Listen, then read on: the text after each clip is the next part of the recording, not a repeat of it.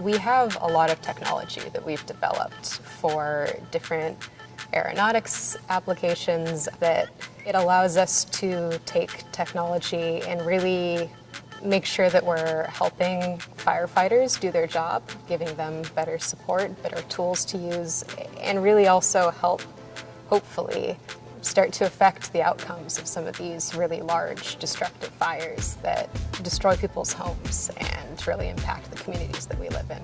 Aeronautics is really the piece that can help a lot of those kind of visions of the future come to be reality.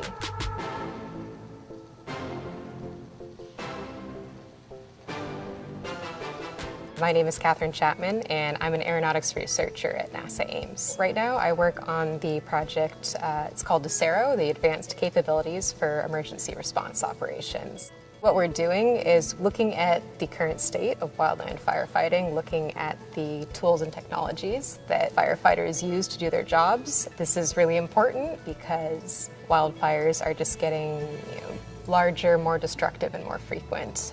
But a lot of the current technology and tools and techniques used to fight wildfire has remained pretty unchanged for the last several decades. Some of the biggest issues in firefighting have to do with degraded visual environments, which is when there's a lot of smoke in the air and you can't see, or at night, and also communication. So degraded visual environments, these are times when planes can't fly.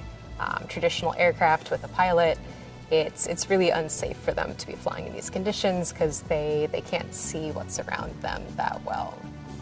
If we could start to expand some of those operations into the smoke, into the nighttime with drones, where we're not putting a human operator at risk, that would be huge because it would allow us to double, maybe even triple the amount of resources that are on a fire, and could really allow for some big strides to be made without having to put more people at risk. Another big issue in firefighting is communication. Drones are helping to solve the problem of communications by serving in a couple different ways. They can be used effectively as a cell tower in the sky to bounce signal between different remote areas and allow people to communicate on a fire that wouldn't otherwise be able to do that. They also allow for a lot more complex data than a radio would. Right now, almost all communication that happens on a fire is over radio. But if you begin to have drones, you begin to have this infrastructure,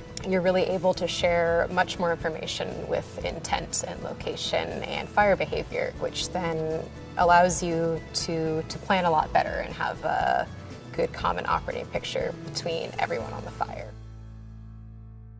I grew up in Southern California, and I was just very used to fire being a part of everyday life. I know on the East Coast people have snow days. Where I grew up, we had fire days.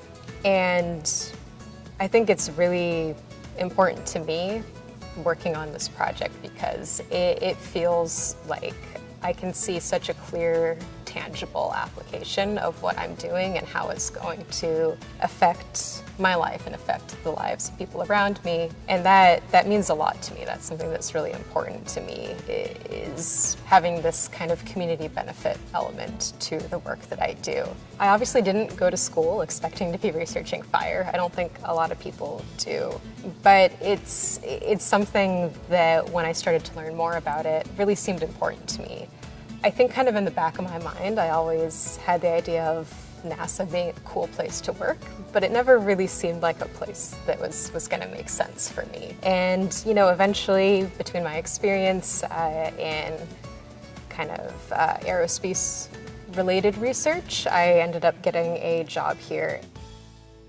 If you want to get into aeronautics, if you want to really pursue this in the future, I don't think there's any one skill set that really makes you able to do aeronautics research. So many people I work with have completely different backgrounds.